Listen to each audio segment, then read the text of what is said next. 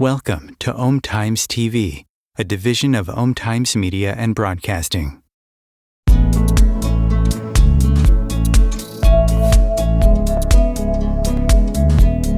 Welcome to the No BS Spiritual Book Club's live streaming interview series, where leading new thought teachers, speakers, and authors share the intimate stories behind the 10 best spiritual books that inspired them the most on their spiritual journey. From well-known classics to hidden gems you might never have heard of, the No BS Spiritual Book Club saves you time and money by sharing reliable recommendations from those who've walked the path before you.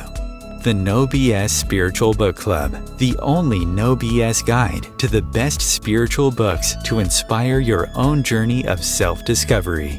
Here's your host, founder of the No BS Spiritual Book Club, Sandie Sedgbeer.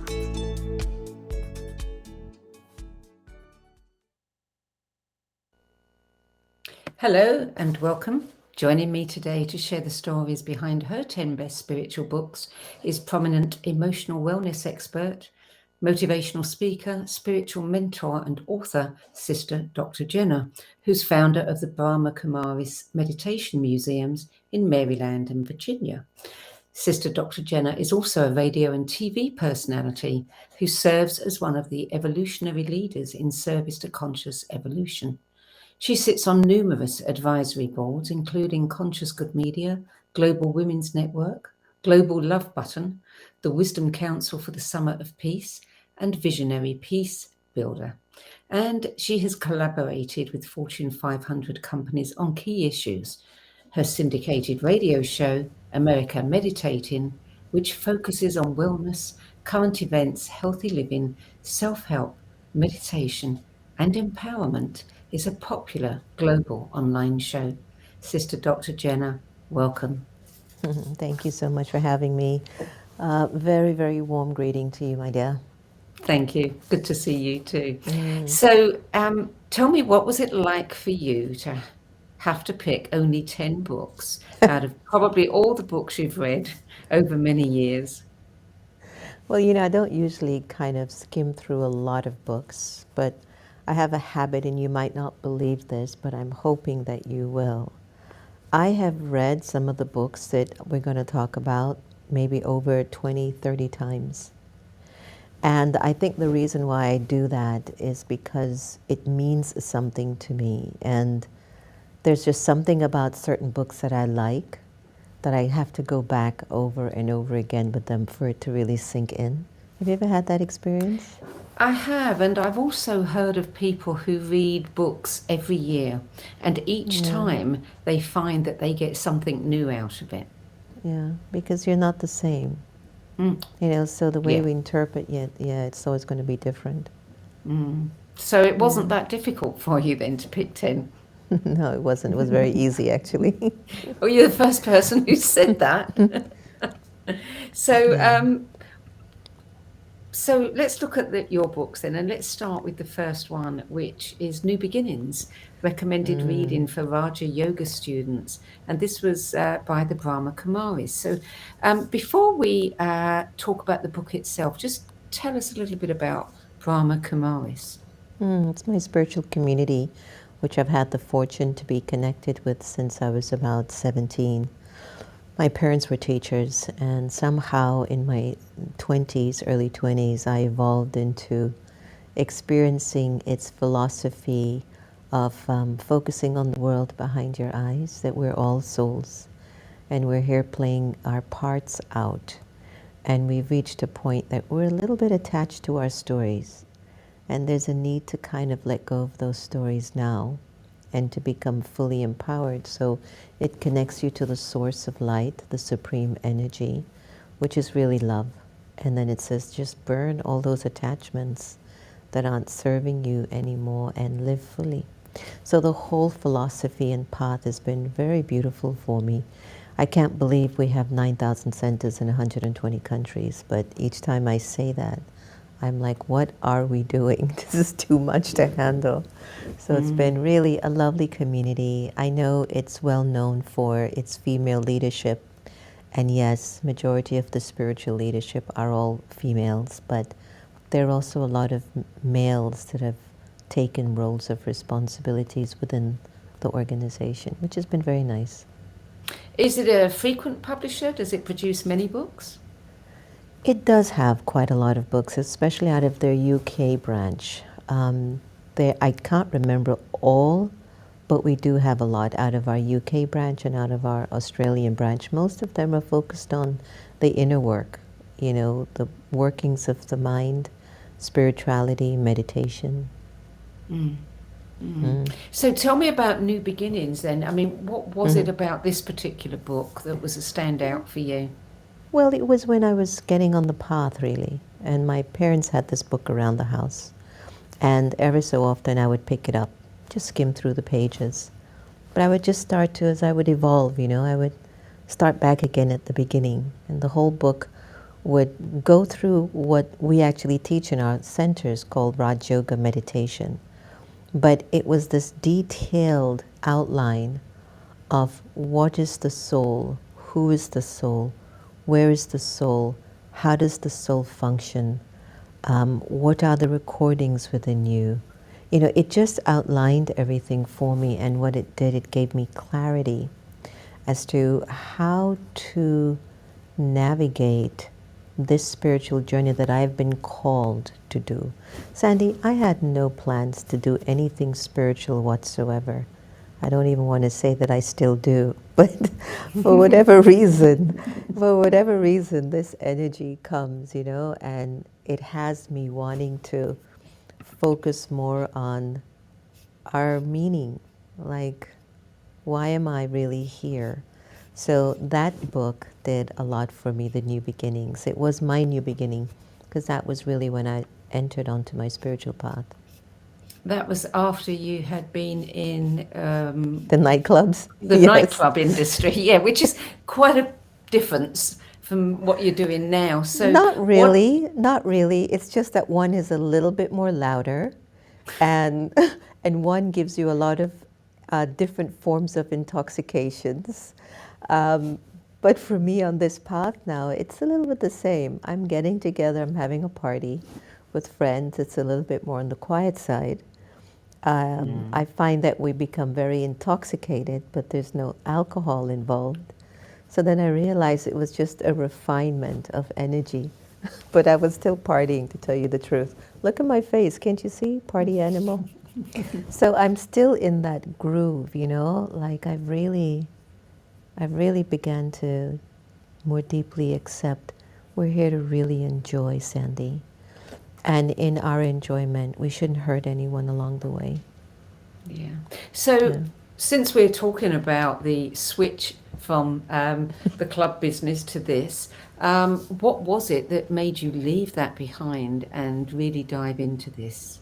Destiny, no plans, destiny. I was happy, I was fine. It was just destined to happen. I was always empathetic and caring about humanity. Despite my Giorgio Armani outfits and $500 pair of shoes and Rolex watches and all of that, I still cared very deeply about people. It's been something with me from a child. And it might be because I've often had to care for my mother, because I don't think she was capable of really taking care of herself. So I think growing up, I was gifted with that sense of compassion for others.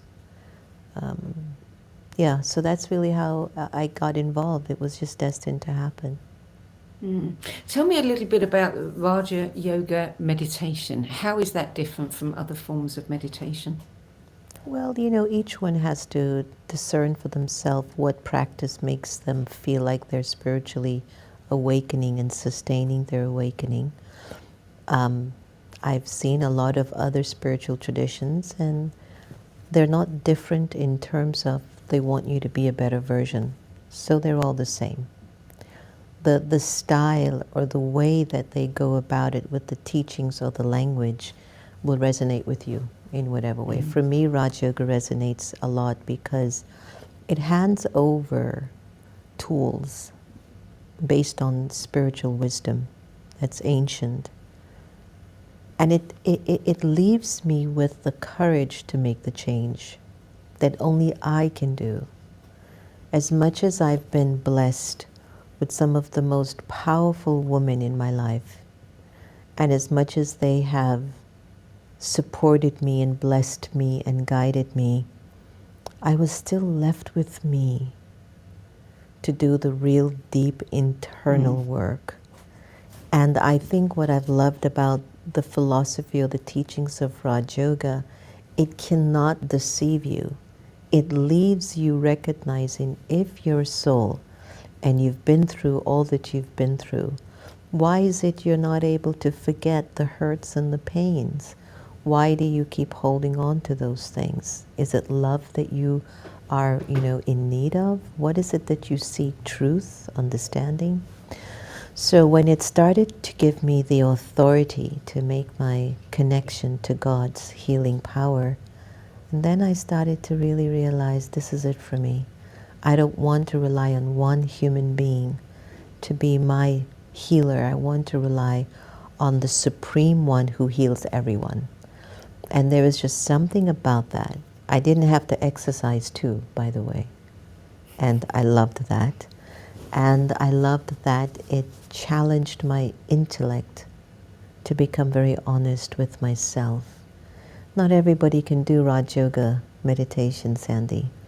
Even though I know everyone can take benefit from it, I've noticed not everyone can sustain it, because you have to maintain a sense of courage and sincerity and trust and faith in yourself to keep that light going in you. It's amazing. Yeah. Book number 2 is also one that's published by Brahma Kumaris. It's God's Healing Power, which you say deepened your connection to Source. Tell us a little bit about that. Well, because one of the main voices in that book was Sister Jayanti, and she's the joint administrational head of the Brahma Kumaris. And I think there was something that I liked where you developed a relationship with God that was ongoing. There's a private, intimate dialogue going on inside of you quite regularly, every day. And not if you're suffering, that you knocked on God's heart and says, I need you. You were traveling with the energy of the divine source in your consciousness as you're going through everything throughout the day. So there was something about that book that made me allow the energy of the divine to just be with me at every step of the way. And it taught me that my healing should not just happen after I've recognized that I've been traumatized, but that my healing is a consistent journey that I have to be on, because I've been through a lot as an old soul. It's been a lot going on in the workings of the subconscious. Sandie, we know so much in today's times.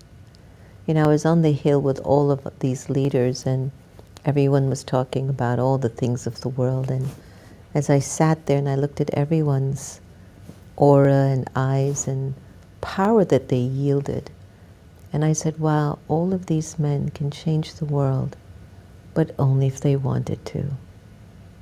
And it's almost as if I felt like they didn't have the awareness inside of them of wanting to, but they had another agenda, and that was fine.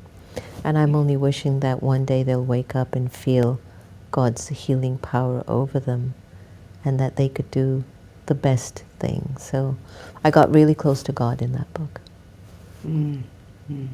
Well, the next book is one that strips away the illusions that surround the modern malaise we call stress. It's 7 Ahas of Highly Enlightened Souls, How to Free Yourself from All Forms of Stress, by Mike George.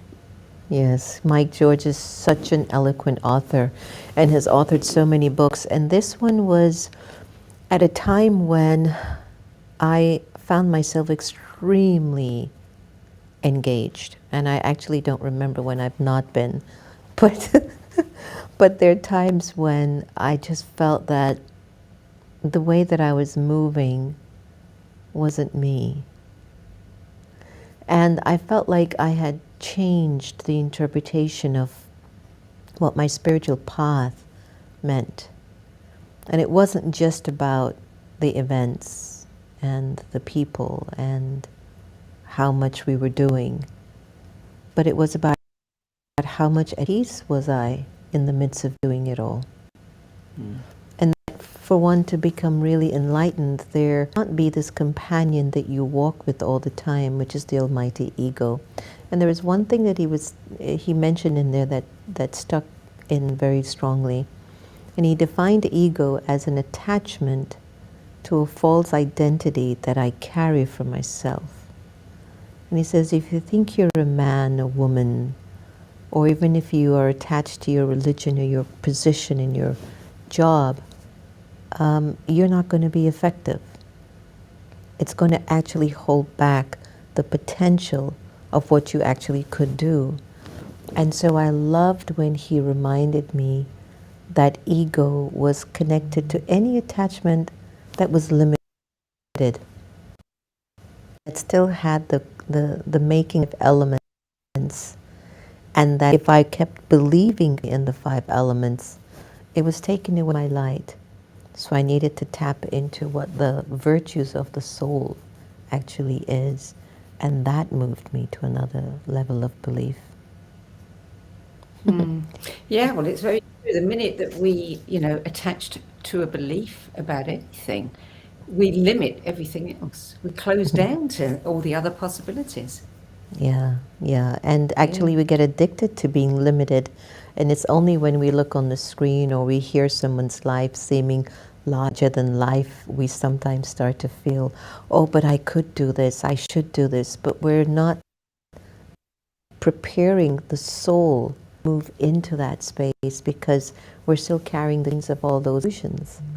So in his book, he really outlined all the things that were holding us back, but also those moments of realization that click in when you're like, I'm not the body, I am spirit, I'm energy.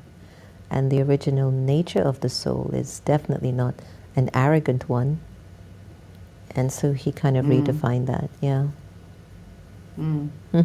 So the 7 ahas, the eureka moments, these are the understanding of things exactly like that we are not the identity, we're not the personality. Yeah, 7 it's like moments like that. Yeah, and it connected to his next book, which I know we might talk about. But there was another book, like the immunity of the soul or the immune system of the soul, right? Immune system of the soul, yes. Because he connected his continuation of his exploration in his next book, which took us into a deeper awareness of the soul, where the soul has all of these various levels or layers of consciousness, right?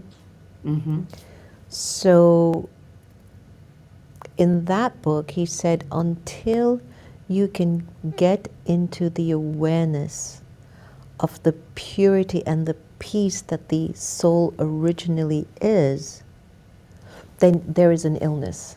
You're going to pick up some sort of a disease because your immunity is low when it comes to understanding your original identity. Isn't that amazing? Yeah. Wasn't that a nice one? It is a nice one, and I remember looking at it earlier, and I made some notes. I mean, one of the things he says is the health of your body and the wellness of your being are different. Each has their own immune system, and really, he identifies the 12 diseases of the soul that we all suffer from, and shows us how to activate our other immune system and heal ourselves. Do you remember what any of those 12 diseases are? I sure don't, but knowing Mike and his books, from what I can recall now, because that was a few years ago, there was one in which I think he had expectations in it. That if you live your life like expecting from other people, was that in there? If I can recall. I don't know, but I'm not surprised that you're saying that. Yeah, that he had expectations in there not to expect, that it was one of the diseases, having the sense of guilt or inability to let go and to forgive. He definitely had attachment in it, because that's always been a very big part of Mike's writing, is that he sums it up to most of our issues and problems are rooted in our attachment to some thought process or belief system. There was one part in the book that he talked about how much we're investing so much in believing we're the body, but we're actually the soul. So those are some of the diseases of consciousness that he pointed out in the immunity of the soul.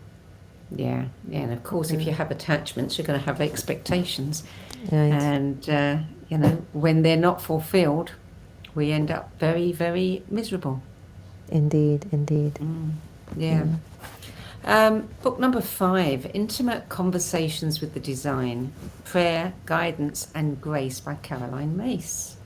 And you said that this came at a time when you were having a health opportunity. I love the way you phrase that. It's not a health issue, it's an opportunity. And each page took you to a space of healing. Yeah. So I had a health opportunity, and you know, Carolyn Mace is also an intuitive healer and an intuitive medical practitioner, and I had called Caroline to say, "Tell me, do you think I have this thing?" And she's like, "Yep, you sure do." And I was like, "Oh God, don't tell me that." And long story short, she says, "I'm going to send you my manuscript. My book is about to get released in another 2 or 3 months, and I'd like you to do an endorsement of the book. I'm also in the book as an endorser of what the..." And Sandie, I would lay in bed and I would just slowly breeze through each of the pages, and each of the pages felt like God was talking to me, like he was just showing me the way. And each prayer in that book were real prayers of a soul, a relationship with God, and it wasn't just a connection or a contact with God, but in that book you embarked upon deepening a very, very intimate relationship with Source. And as you kept deepening this intimate relationship with Source, I just felt like I was healing no matter what I was going through, that I heal.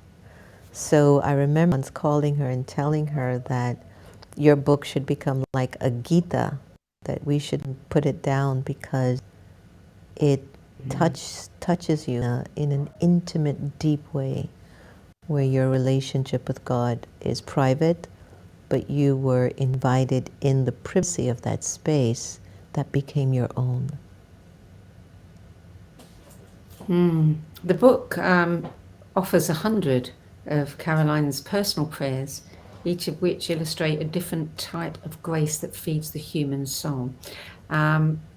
That's really interesting. I mean, you think about a book of prayers, it's a book of prayers, but what you're explaining is that this is way beyond that. Yeah, it was. It was. She would talk about things that she must have gone through, and then she would share a prayer. And these were her private prayers that she would just have because of whatever she was going through and witnessing in her own journey. But they were also mine. And maybe there were times that I wasn't able to articulate the words as eloquently as she would in her prayer towards God. I call God Baba. And maybe my communications with Baba are very simple.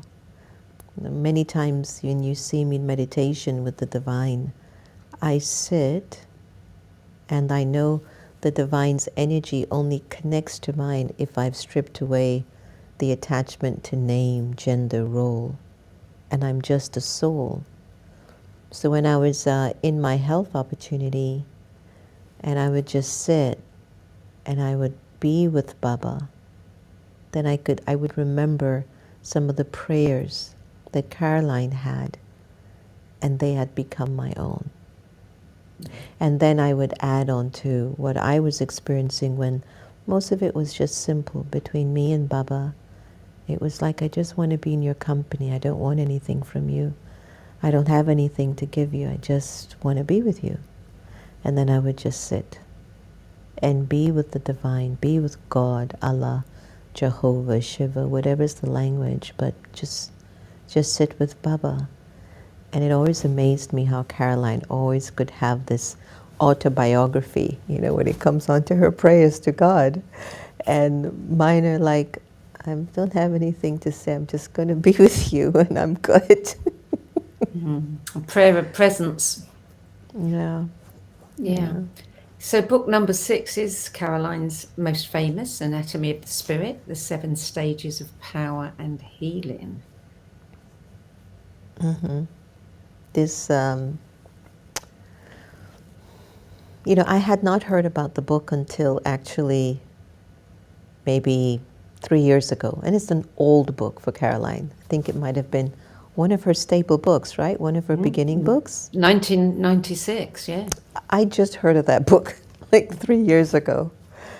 And as I kept reading through it, I was realizing, wow, this is reminding me of everything that I know, that I'm not the only one having these thoughts or these beliefs. And so Anatomy of the Spirit became like a confirmation book that I just enjoyed, again, the way she languaged things and broke things down for you to understand how the soul is on a journey and how the soul goes through various emotional states and how important it is for us to get over ourselves and stop being stuck in drama and issues that are occurring, but that they have to occur, and the soul has been through this. There was a part, I don't know if you remember, and Caroline was mentioning how you go through stages, there's going to be a stage that the soul goes through, from feeling that you're all together to being like just a mess. And that's a part of the journey. But then you will come back again to feeling that you're all together. But it's important that you recognize the spirit can never be killed. It can never be destroyed.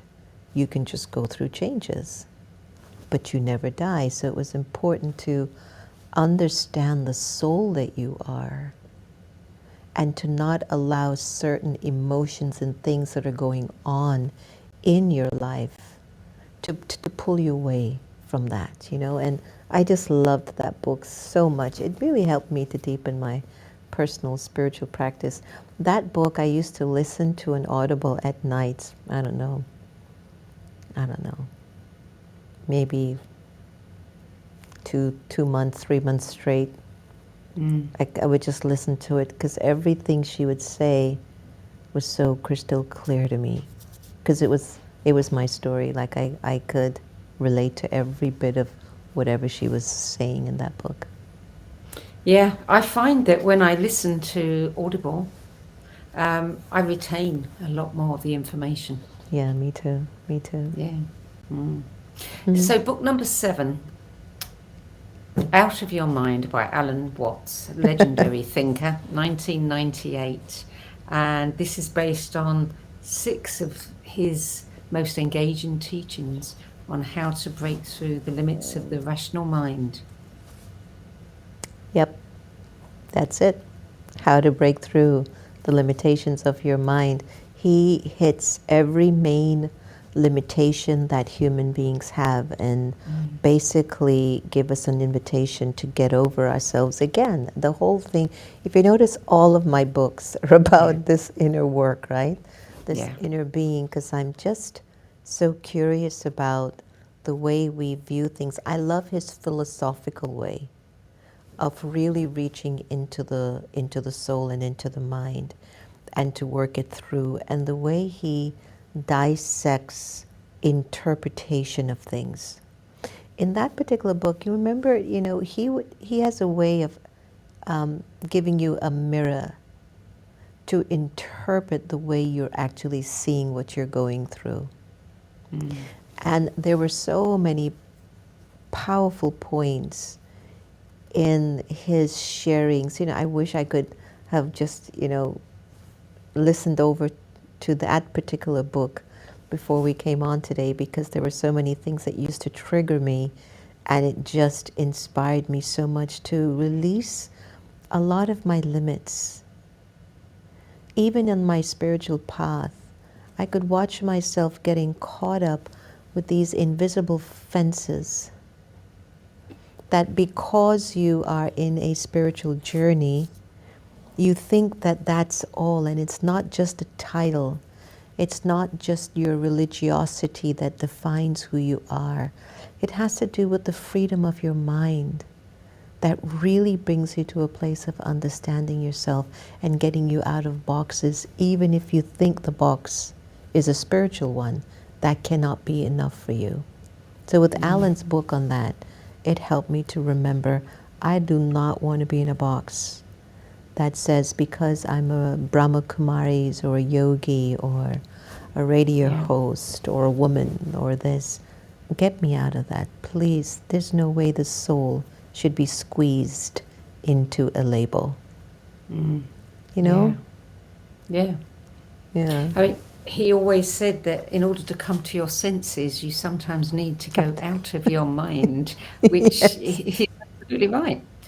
He was right. Yeah. He He also was said, fantastic. yeah, what an icon. He also said that to find our deepest purpose, we must fully embrace chaos and the void. Do you agree with that?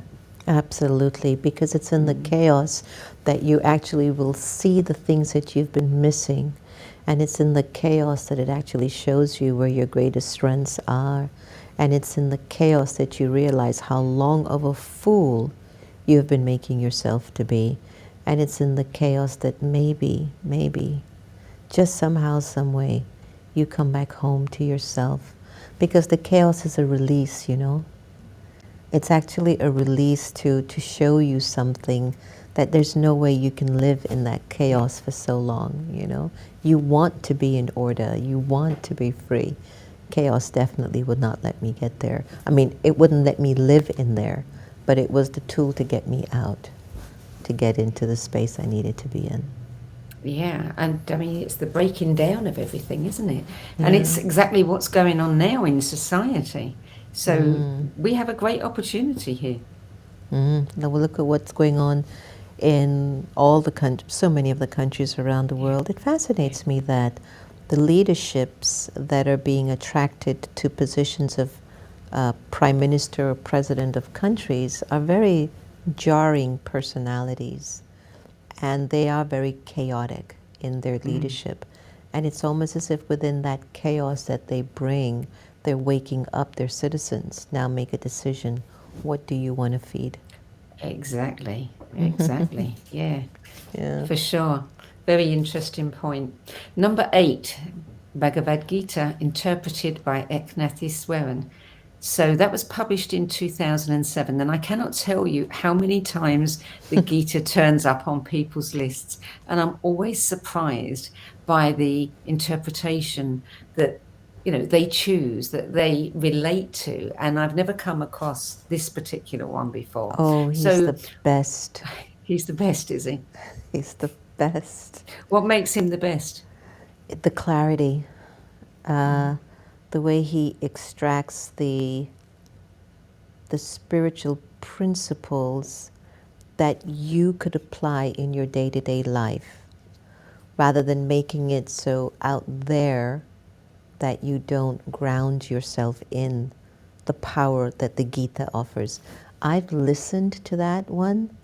You're going to think I'm unusual over 80 times.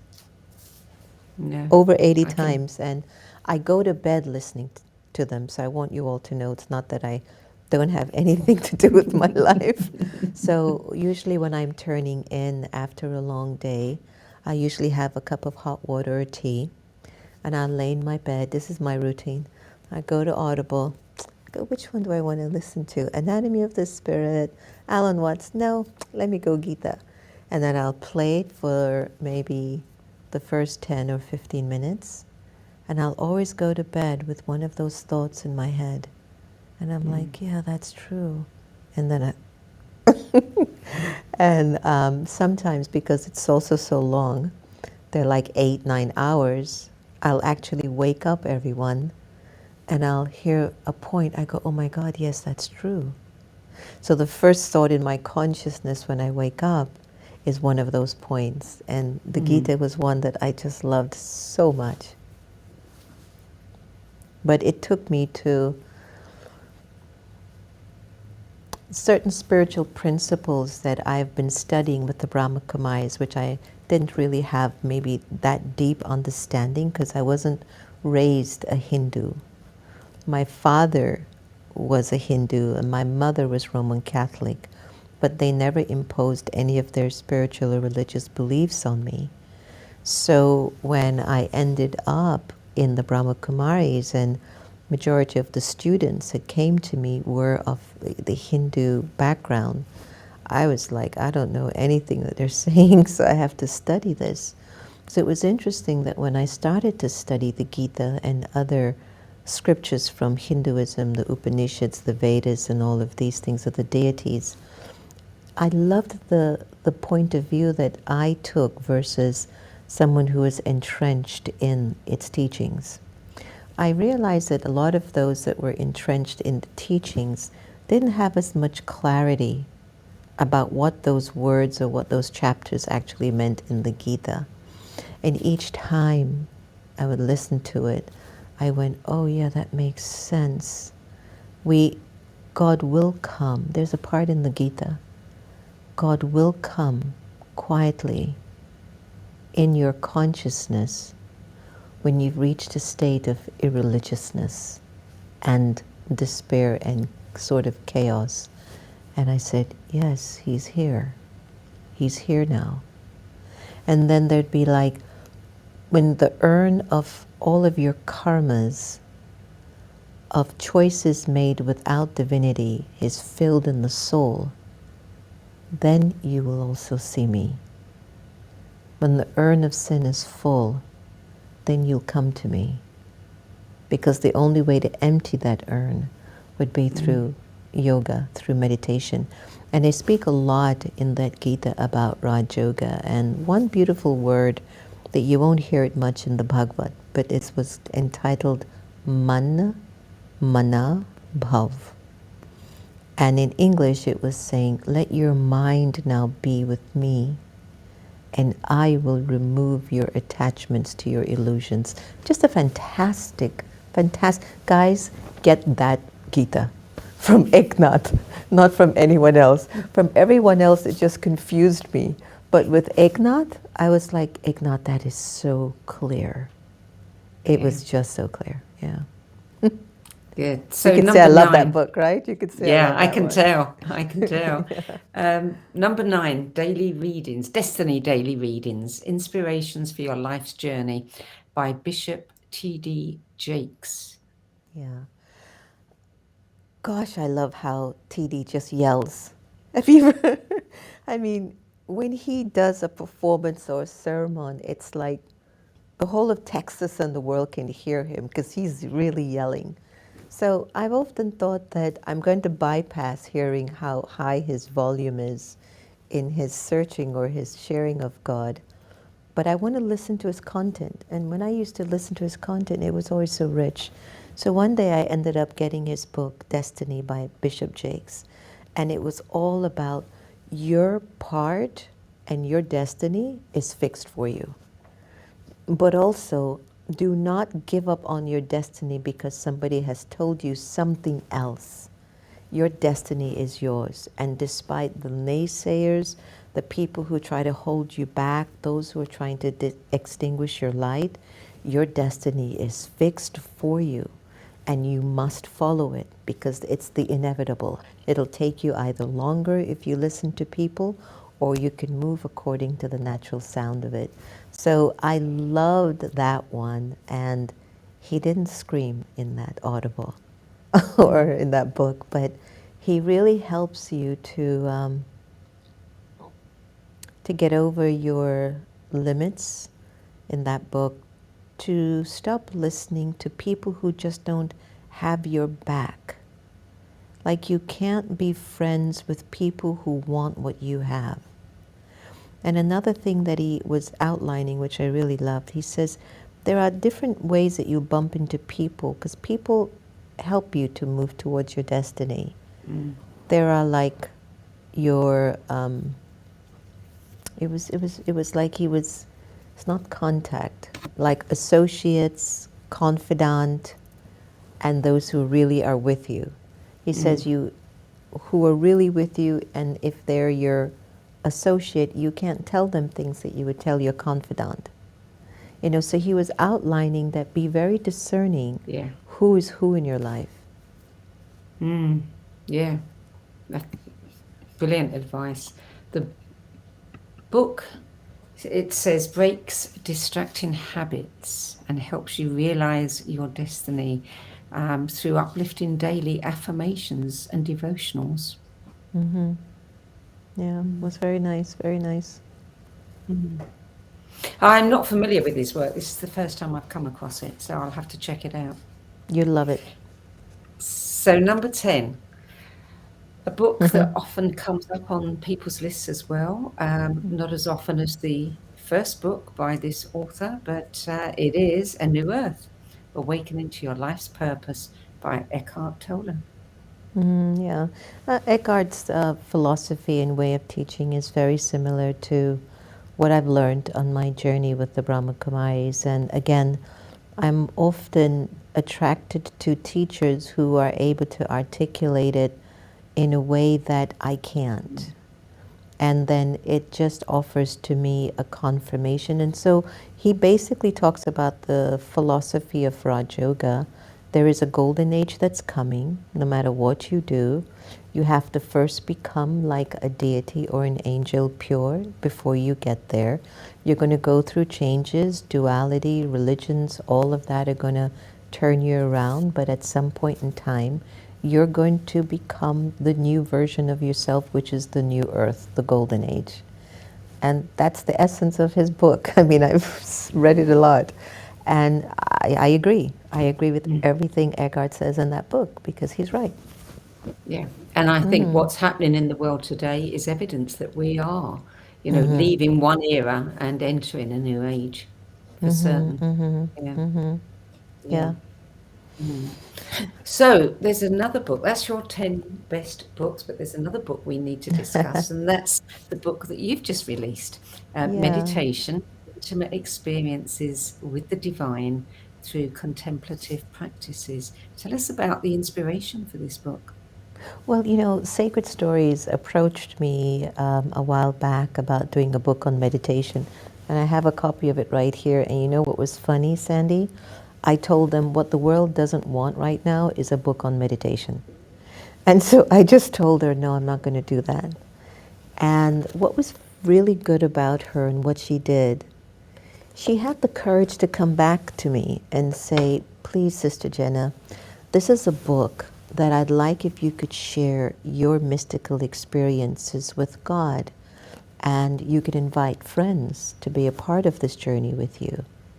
And I thought about it, and Antonia, who's my right arm, says, I think you should do this. This might be a good thing. And then I ended up saying yes. And so within a year, we put together this book, and there are 37 authors, co-authors with me that shared their experiences of God. And what was fascinating, because some of us didn't even talk about our mystical experience, 9 out of 10 stories in the book, everything connected us to light. Everyone had an experience of light, and the light is a conscious vibrational energy that touches something in the soul and shakes it up in such a way that it changes. And once awareness is transformed, you can't take it back. You can't go back to old. Yeah. And so in every one of the stories from each co-author along with myself, the reader goes on this journey of realizing this energy of light is for everyone. And so, yeah, it was just a wonderful, actually, I was very surprised that I actually enjoyed it. I wasn't planning on enjoying it. You've got Jean Houston as one of your contributors in the book. She's fantastic. She I was going to is. get Caroline to help out too, but it was just a matter of time. But yeah, Jean told a little story about her little pug, her little puppy, and what it actually meant to her and how it awakened her to learn more about who she was. It's amazing how things, I think if we're aware and if it's the right time, there's something or someone that has to wake you up from this kind of a slumber. I've been really feeling for myself lately that I just don't want to feel like I'm losing time. Like I want to be able to keep my inner world linked to not just truth, but a living truth. I want to value a leaf on a tree, a raindrop on the ground, a fish in a pond, a smile on someone's face, and not feeling that when I'm speaking to 50 million people that that's any less than that little leaf on the tree, you know? So that means there's something inside of me at a deeper level that is now being called. One of the things I've noticed is babies and very small children, how if you just observe them, you know, their absolute joy with the world and the curiosity and the wonder and the awe. You know, I first noticed this when I was holding my 6-month-old grandson, and I'd take him to the window and he'd look at the trees as if he'd never ever seen a tree before. And I'd take him back there the next day and he would look at the tree with exactly the same wonder and awe. Yeah. And I thought, at what point do we stop seeing and appreciating, you know? And we have to be reminded of these things. Yeah. I was talking to Jean this morning, and she was reading my future. And you know how much of a futurist she is. And I said, Jean, honestly, I think that if I become very truthful and real, that will be my service. And that's what I'm really, really wanting to work towards. That means everything I do. And so how I spend my time on my phone, how I respond to messages, the state of consciousness I'm in when I'm having a conversation with you, with others, that it's genuine. So it's been a very unique period for me to recalibrate my journey. Yeah. What sort of response are you getting to the book?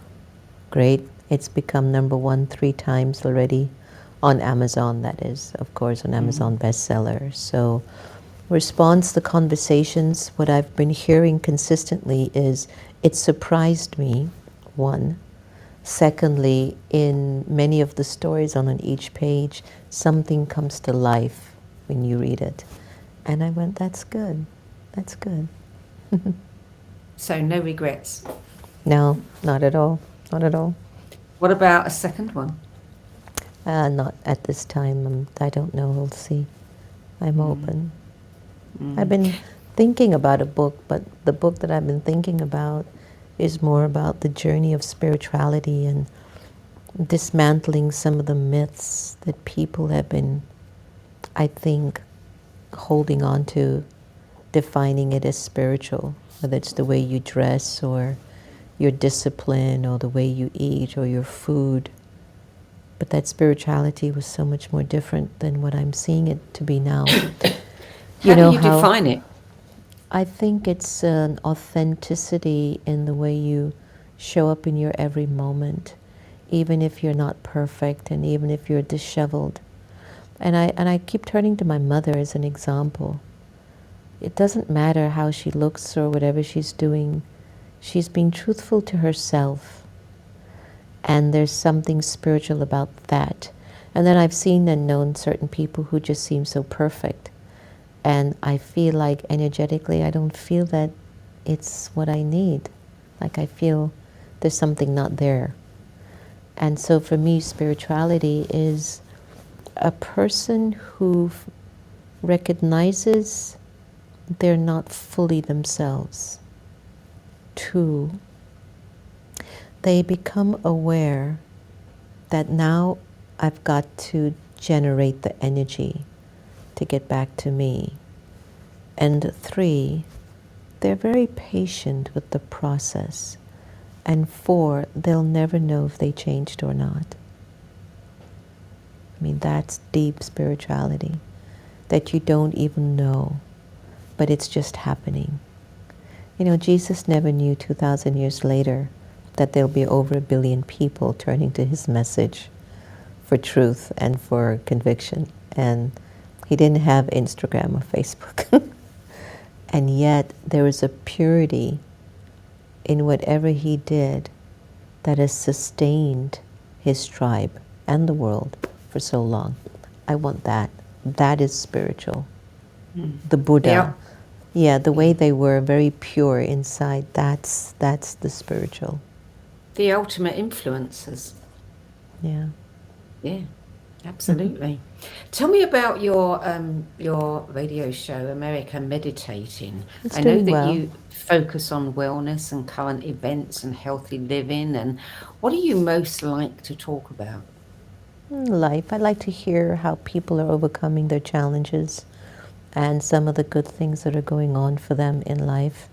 And to be very honest, I just love having that one-on-one connection with somebody. And generally, a lot of my guests from the radio show, we take each other on a retreat.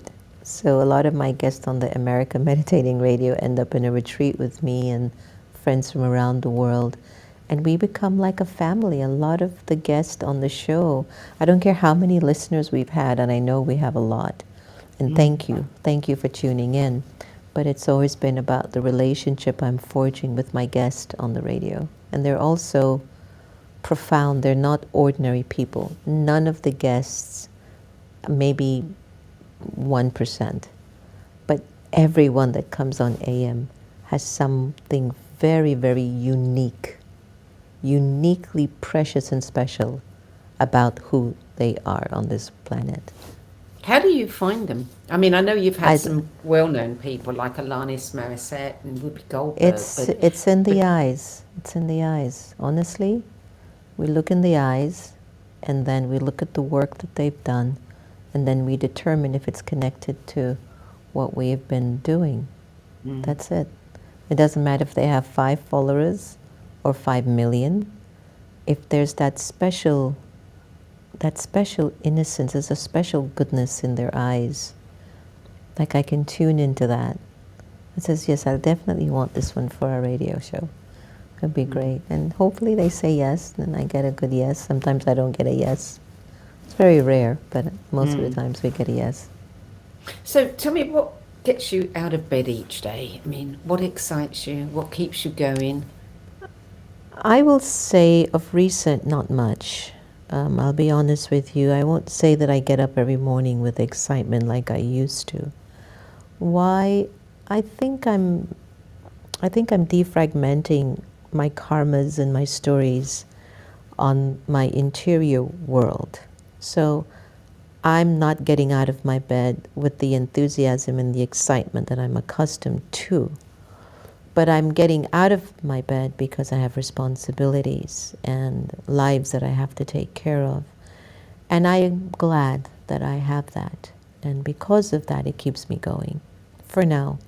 And I'm sure that I can feel that I'm moving into another stage of becoming extremely aligned with where my energy is as a soul, what is really the call for me to do right now, and how God's energy is going to thrust me into that particular place of existence. And I'm not rushing it.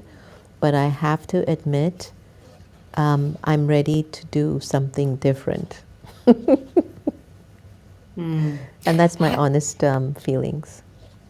You said in the book that we find ourselves right now in the age of great transformation, one of the most consequential moments in human history. And I think everybody is feeling this on some level, even if they can't articulate it or pinpoint exactly, something like this and say that it is a consequential moment. They don't know why it might be, but they're feeling that great change is afoot. Do you see this change as Very much. something really positive that's going to happen? Oh, it has to be. It's just, you see, we're all souls, and inside of the soul there's a preordained script already written, whether we wish to accept it or not. It's just that we're not clear in what it is. And I think when we feel the energy of the world feeding anger, ego, lust, and greed, that fear within ourselves realizes this cannot continue for too long. So I think we're seeing the inevitable, which is, since we're not changing on our own with love, something tragic has to happen to make us change. It's like an addict. You need an intervention to get you off of the drugs. And I think that's what's happening in the world right now. I think people can sense something's about to give, and they're concerned, do I have enough power to survive it? And I would say if everyone meditates, you will have enough power to survive what's going to happen in the world. Yeah, well, I think that's the only way people are going to survive, is that they've got to find that center that allows them to just, be aligned with what's most important. Yeah, I agree.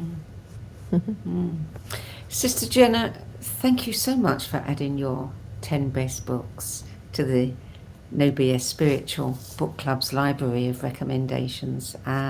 It's a treat to have you on the show, and I'm really glad to be publishing your list. I think it's a very inspiring list, and I'm certainly going to check out some of the titles. So thank you. Thank you for being with us. I've been honored. My fortune. Thank you so much. Oh, you're welcome. Sister Jenna's book, Meditation, Intimate Experiences with the Divine Through Contemplative Practices, is published by Sacred Stories Publishing.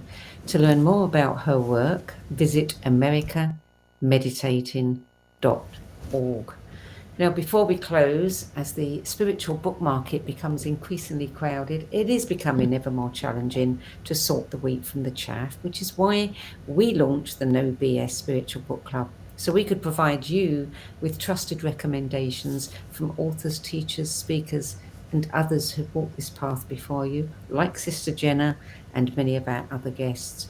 If you're looking for inspiration on books that are going to help you move forward, check out our free 10 Best Spiritual Books archive at the nobsspiritualbookclub.com, where you can also view previous episodes of this interview series and add your name to our Save My Space list to get last-minute reminders of upcoming episodes. That brings us to the end of this week's show. I'm Sandie Sedgbeer, and I'll be back at the same time next week with another 10 Best Spiritual Books interview. Till then, it's goodbye from me.